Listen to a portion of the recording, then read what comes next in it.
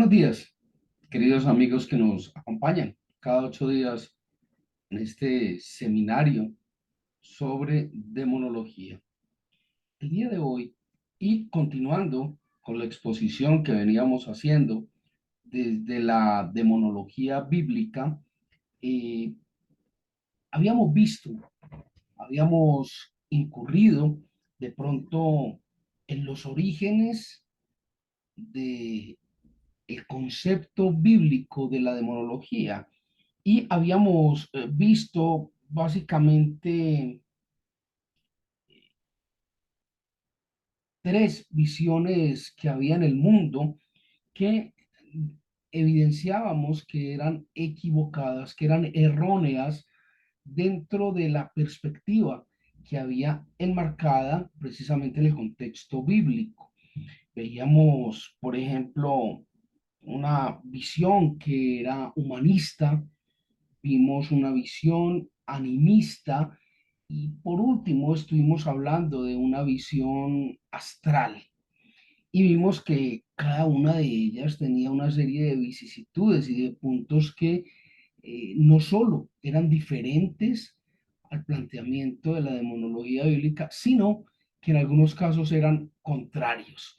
Y eso pues generaba que frente a la demonología bíblica se cayeran, pues por conceptos absolutamente dispersos frente al concepto bíblico. El día de hoy vamos a ver una visión adicional que obviamente discrepa de estas visiones erróneas y es la visión bíblica. Bienvenidos a este seminario que continúa sobre demonología. Eh, Dentro de la visión bíblica hay varios elementos que hay que tomar y hay que analizar con algún cuidado, precisamente para no extraviarse dentro de este contexto que venimos manejando. Y eh, yo creo que es importante empezar a escalar esta visión bíblica con todos los elementos, todas las herramientas que la misma Biblia nos ofrece. Más adelante en la charla del día de hoy, si el Señor nos lo permite, vamos a hablar un poco de lo que es el concepto de la concordancia literaria y vamos a plantear allí unos elementos adicionales que nos van a permitir comprender el porqué de la demonología bíblica establecida pues desde lo que dice la palabra de Dios. El primero de los elementos es que la demonología bíblica trasciende mucho más allá de la creación del mundo, la creación del universo, va más allá de todo ese planteamiento. De hecho, hay un buen número de citas bíblicas que hablan de lo que ocurría antes precisamente de la organización del mundo como lo plantean el resto de los textos bíblicos.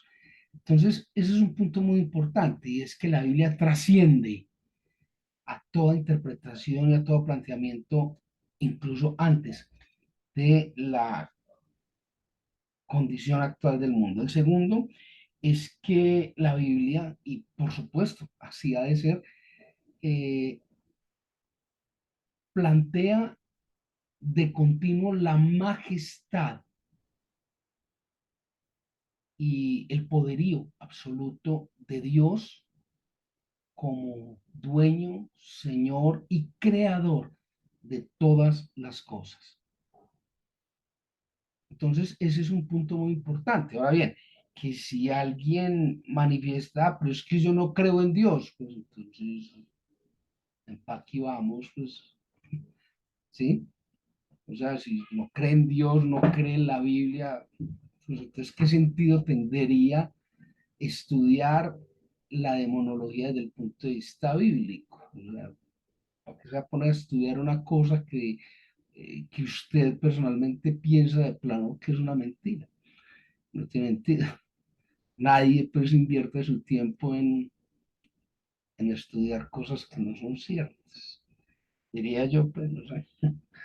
Hay un planteamiento, lo encontramos allí en Isaías 14, y es un planteamiento muy interesante,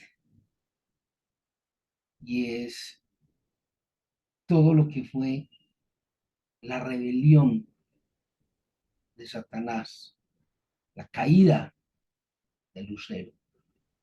Y aunque algunos biblistas y algunos eruditos presentan este evento como la caída de Babilonia, hay otros que, como por ejemplo el suscrito, pensamos que, hombre, eso no tiene que ver con Babilonia. Realmente eso tiene que ver más es con el proceso resumido, la edición de bolsillo de lo que fue la aparición de la demonología desde el contexto bíblico. Y eso lo encontramos allí, como les digo, en Isaías capítulo 14, el versículo de 12 al 20 aproximadamente, o de 12 y siguientes. Vamos a leer esta cita bíblica, a ver ustedes qué piensan. Pues estamos en el libro de Isaías, en el capítulo 14, versículo 12, aproximadamente, bueno, el 23.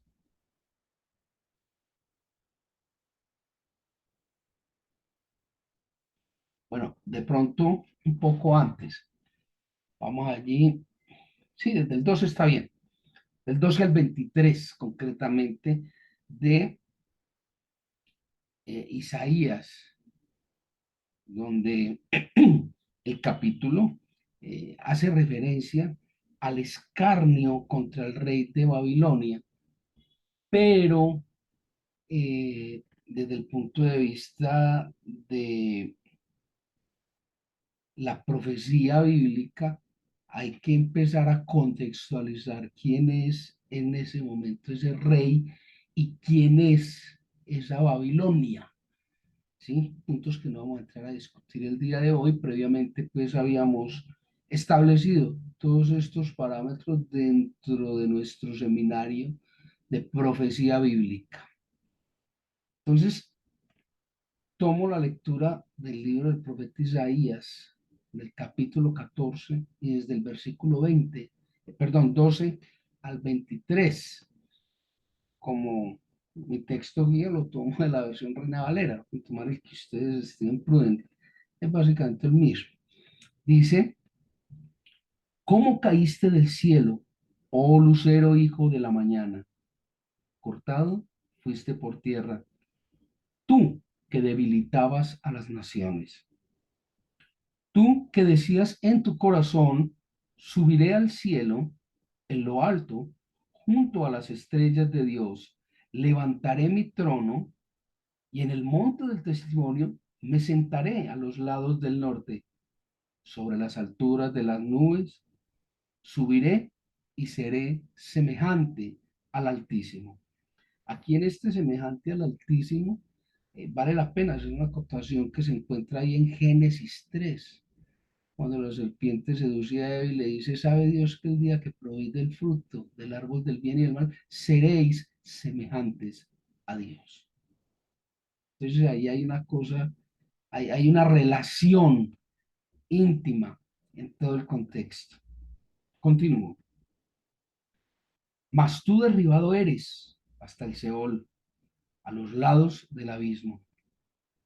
Se inclinarán hacia ti los que te vean, te contemplarán diciendo, ¿es este aquel varón que hacía temblar la tierra, que trastornaba los reinos, que puso el mundo como un desierto, que asoló sus ciudades y que a sus presos nunca abrió la cárcel? Todos los reyes de las naciones, todos ellos yacen con honra, cada uno en su morada. Pero tú, echado eres de tu sepulcro como vástago abominable, como vestido de muertos pasados a espada, que descendieron al fondo de la sepultura como cuerpo muerto hollado.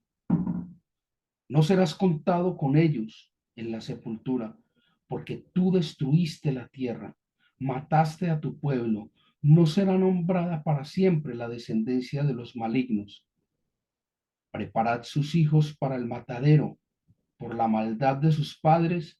No se levanten, ni posean la tierra, ni llenen de ciudades la faz del mundo.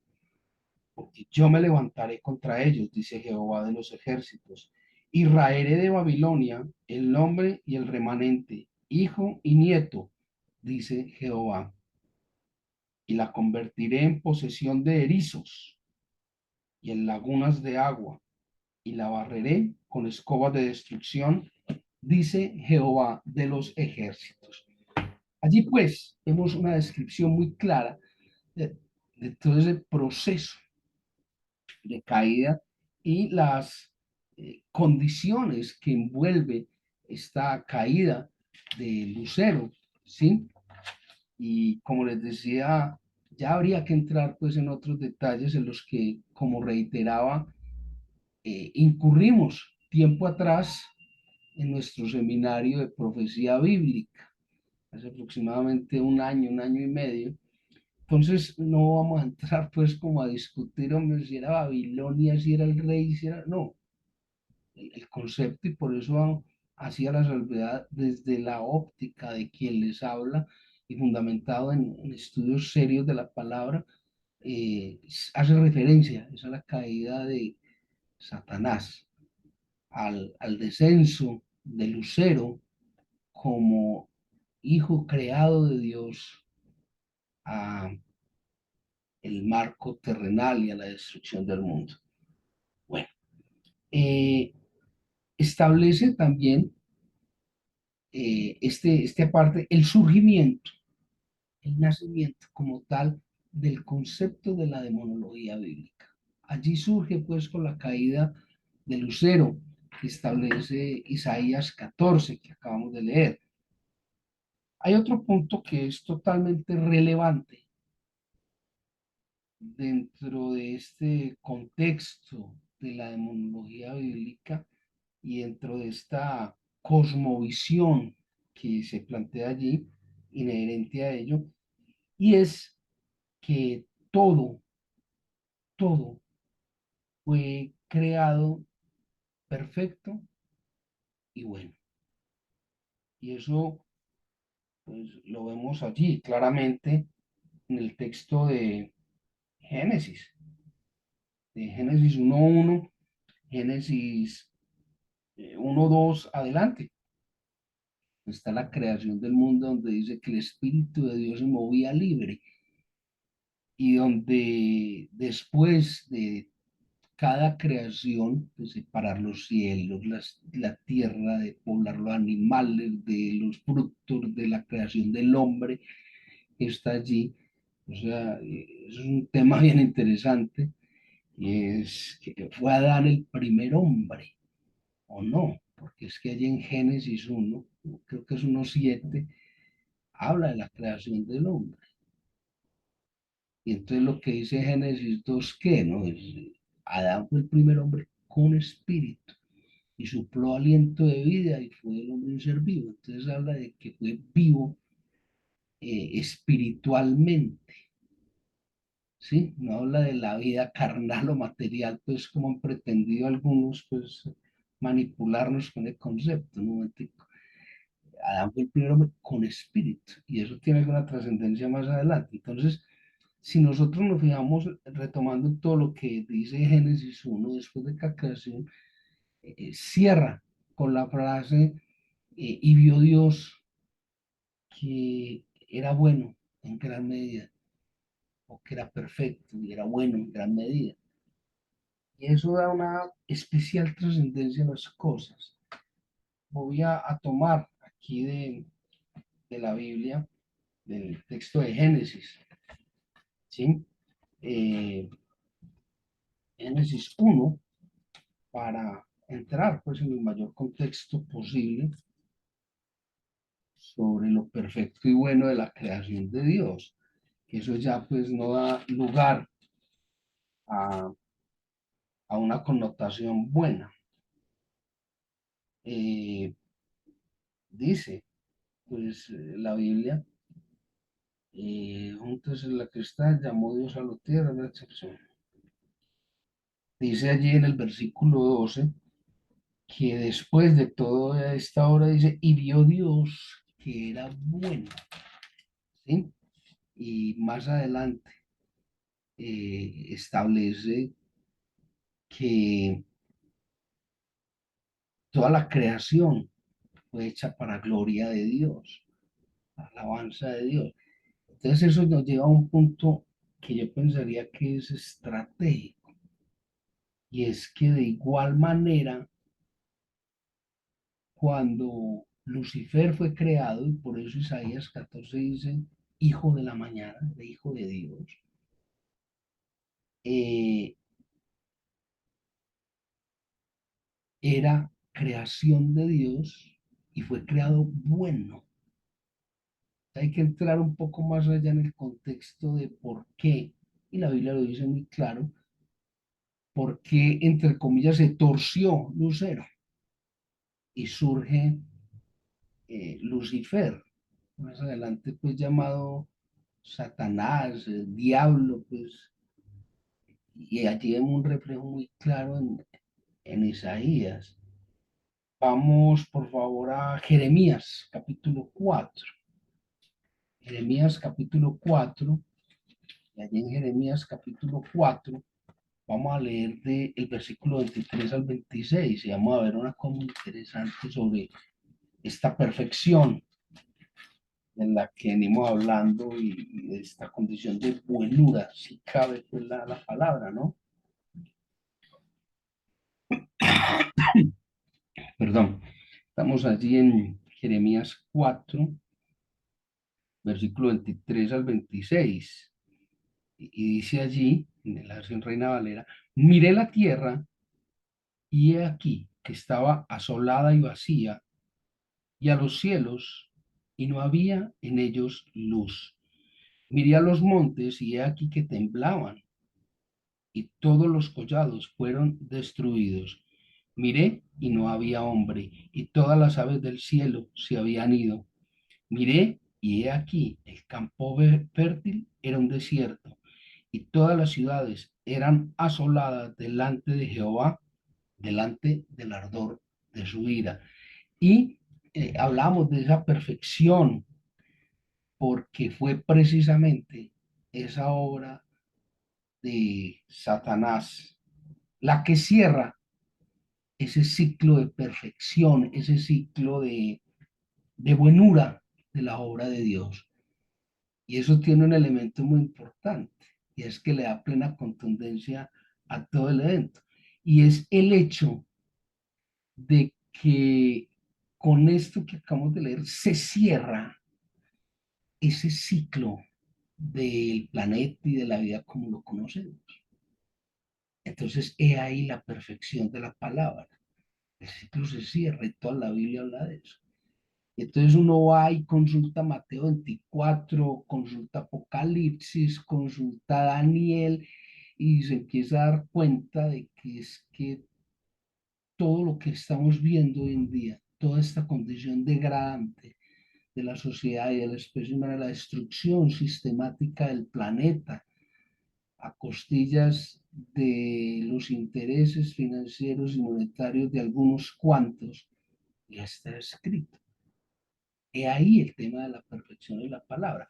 Hay por ahí muchas más citas.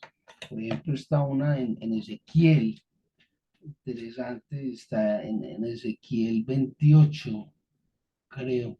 Sí, Ezequiel 28, vamos a buscarlo. Aquí en Ezequiel 28 encontramos una referencia adicional a eso, del 11 al 19. Vamos a mirar qué nos dice del 11, del versículo 11 al versículo 19. La encontramos aquí completa. Ezequiel, capítulo 28, versículos del 11 al 19, dice, Vino a mí palabra de Jehová diciendo, hijo de hombre, levanta, endecha sobre el rey de Tiro y dile, así ha dicho Jehová el Señor, tú eras el sello de la perfección, lleno de sabiduría y acabado de hermosura. Adivine de quién están hablando. Ah, no.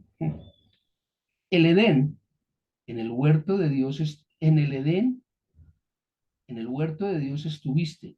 De toda piedra preciosa era tu vestidura, de cornelia, topacio, jaspe, crisólito, berilo y ónice, de zafiro, carbunclo, esmeralda y oro.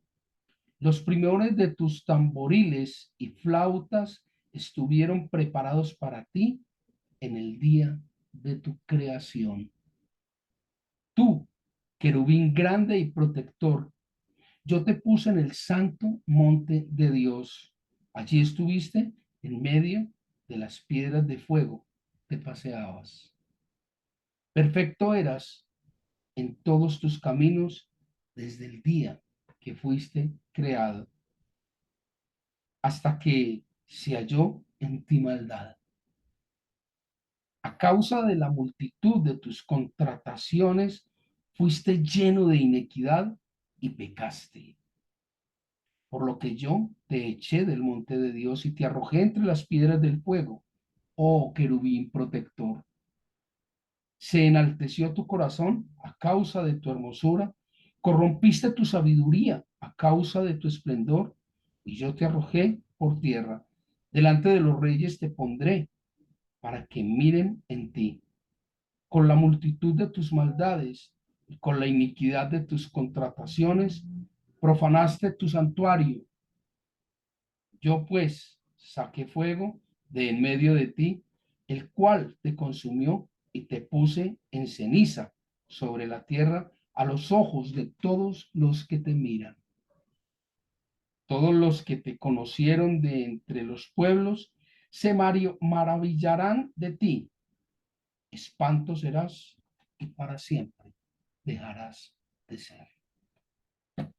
Yo creo que aquí hay una clarísima descripción de todo el proceso, muy similar a la de Isaías 14. Entonces, miren que esta visión bíblica, sustentada, por supuesto, en ella misma es mucho más clara, mucho más contundente, habla de todo un proceso, no habla pues de una aparición o de unos ajustes allí extraños, casi forzados, para dar explicación a la aparición de la demonología. Y ahora más adelante vamos a hablar, por ejemplo, del planteamiento del judaísmo, donde el judaísmo se dice que es que los demonios salieron a partir de lo establecido en Génesis 6, cuando las hijas de los hombres vieron que los hijos de Dios vieron que las hijas de los hombres eran hermosas, entonces se juntaron y les nacieron gigantes y entonces el judaísmo establece, por ejemplo, que, hombre, no, allí fue donde nació la demonología, ¿no? Eso tiene un cuento mucho más antiguo, pues mucho más atrás, ¿sí? Entonces, Satanás siempre es presentado como un rey sin reino, como un príncipe que todavía no ha heredado.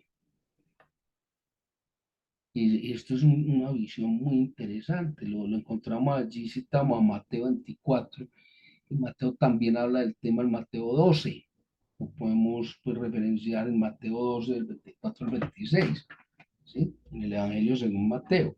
Allí dice en Mateo 24, Mateo, Marco, Lucas, Juan, el primero eh, del Nuevo Testamento, en Mateo 12, lo encontramos allí, vamos a leer muy brevemente,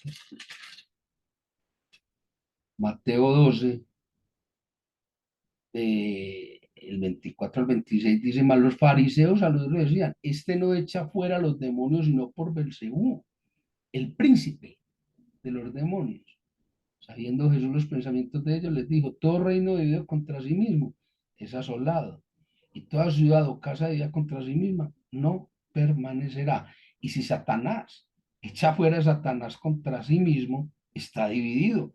¿Cómo pues permanecerá su reino? ¿Sí? Bien interesante pues estos planteamientos.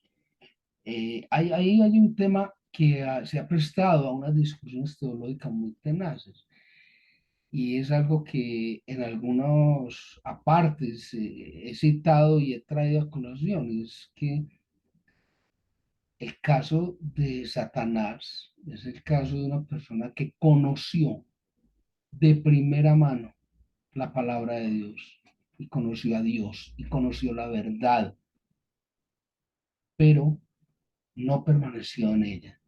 Una cosa es casarse y otra cosa muy distinta es permanecer casado. Entonces, el caso de Satanás casi pues que es un elemento muy interesante, porque si remembramos con qué fue que el diablo tentó a Jesucristo cuando su ayuno de 40 días y 40 noches en el desierto, entonces nos vamos a escandalizar. ¿Por qué? Porque el diablo tentó a Jesucristo con la palabra. Pero Jesucristo evade, enfrenta, confronta esa tentación con la palabra. Entonces allí surge pues un corolario bien interesante y es que se ratifica lo escrito en la Biblia de que no todo el que dice Señor, Señor entrará en el reino de los cielos. De igual manera, no todo el que te habla de la Biblia o conoce la Biblia está hablando en nombre de Dios o te está hablando para acercarte a Dios, sino por el contrario, muchas personas que conocen la Biblia la utilizan para manipular la fe, para tergiversar el mensaje de Dios y lo que buscan simplemente son unos beneficios propios de cualquier índole, sean económicos, sea sociales, de cualquier género. Entonces, ojo, mucho cuidado. Recuerde lo que dice la palabra. Mi pueblo fue condenado por desconocimiento. No sabe usted de los de ese pueblo, pues que por desconocimiento se lo lleven por a los cachos. Bueno, entonces, él les hablaba de todo este planteamiento que tiene el judaísmo fundamentado en Génesis 6, ¿sí? Que me va a permitir, solo pues por generar un poco más de claridad lo que establece Génesis 6, y es eso que les decía ahora, ¿sí? Y viendo los hijos de Dios, que las hijas de los hombres eran hermosas, todo esto, encontramos allí en Génesis 6, les voy a dar concretamente el versículo, eso está en Génesis 6,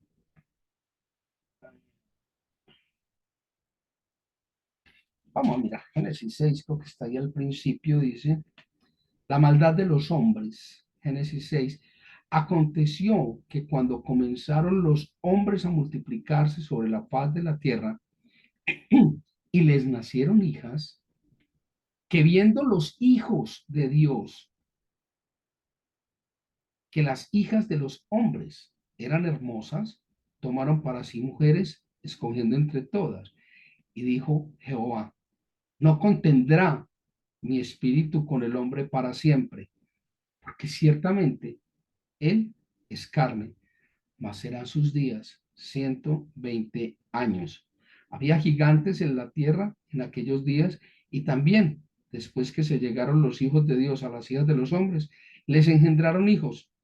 Estos fueron los valientes que desde la antigüedad fueron varones de renombre.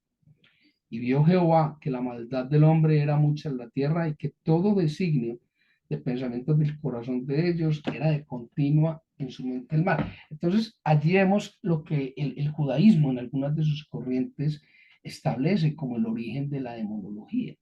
Pero esto es un concepto un poco más duro, porque es que la Biblia en ninguna parte menciona que este evento particularmente fuese el origen de la demonología. y en ninguna parte dice que los hijos pues, de esta unión fueran demonios, ni mucho menos, pues, o sea, una parte dice eso. Entonces es una exposición un poco forzada de lo que hay allí en Génesis 3, 6, perdón. Entonces,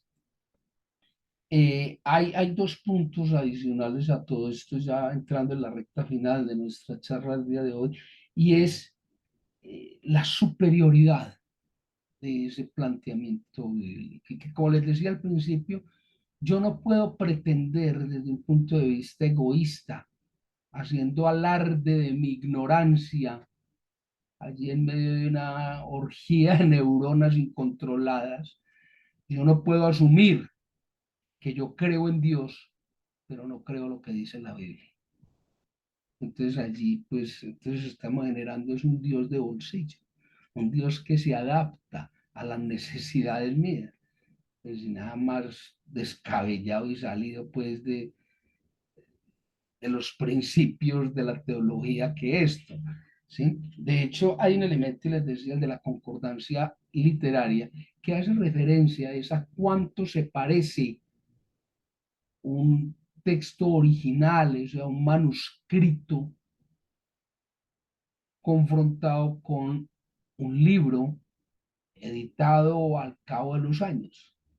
¿Qué tanto se parecen? Ese porcentaje de qué tanto se parece el original a la réplica es lo que se conoce como concordancia eh, literaria. El libro que mayor concordancia literaria ha presentado ha sido La Odisea, ¿sí? De Homero, creo que es de Homero, La Odisea. No estoy muy seguro.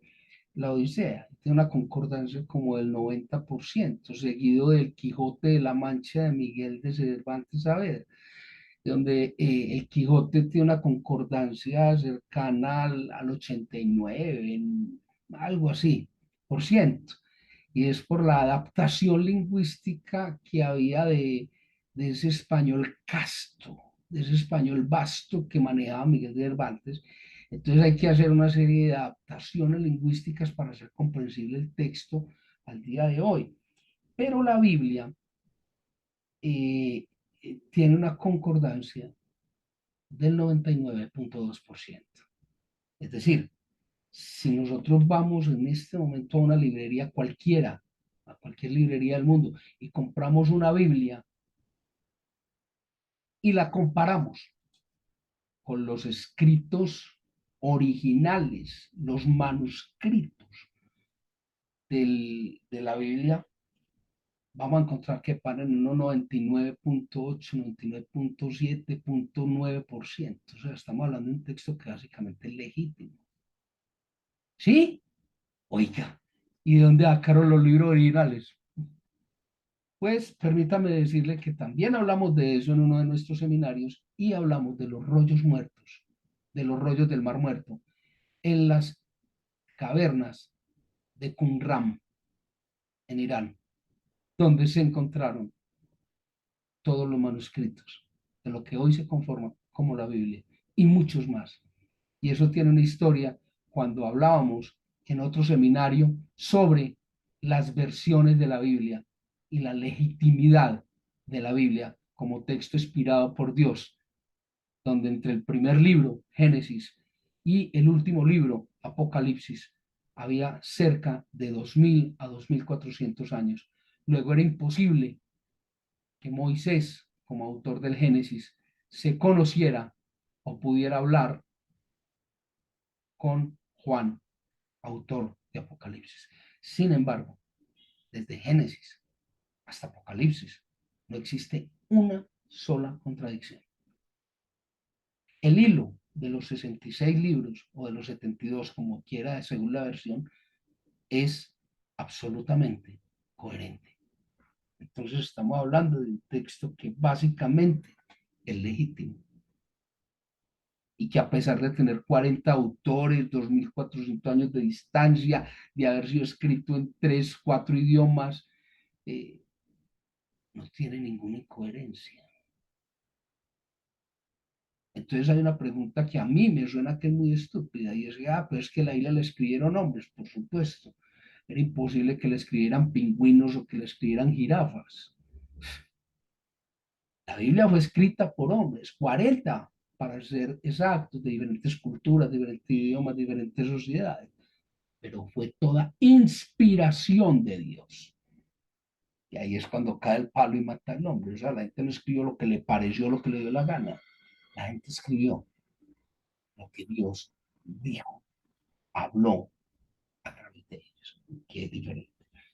Bueno, por último, eh, dice la misma palabra de Dios que cuando algo sale de la precisión del sí o del no, de las tinieblas proviene. En otras palabras, lo que usted saque por fuera del contexto bíblico, hombre, dice que eso no es de la Biblia, entonces eso viene de otra parte. ¿De qué otra parte? Pues yo usted concluir allí. Creo que hemos dado suficientes elementos para comprender de dónde realmente viene esta escritura, ¿sí? Mis queridos amigos, así las cosas, creo que vamos cerrando este cerco del conocimiento de la palabra de Dios, de la demonología, de la aparición, de toda esta serie de elementos que nos han convocado por cerca de un año y que probablemente nos tomará un tiempo más si el Señor así lo permite.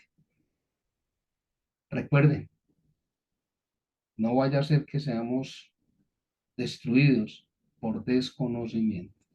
Que el Señor les guarde, que tengan un buen día. Nos vemos el próximo sábado por la ayuda del Altísimo. Hasta pronto.